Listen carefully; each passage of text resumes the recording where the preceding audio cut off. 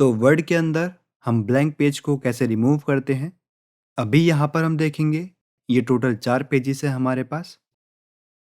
2 pages के अंदर हमारे पास डेटा है, बाकी 2 पेज हमारे ब्लैंक हैं।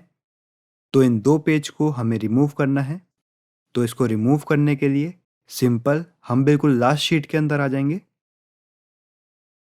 अभी यहाँ पर हम देखेंगे हम बिल्कुल लास्ट पेज के अंदर आ गए हैं। अब माउस पॉइंटर को हम शीट के ऊपर लेकर के आएंगे, डबल क्लिक करेंगे।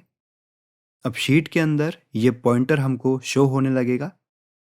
अब यहाँ पर हम बैक स्पेस की प्रेस करेंगे।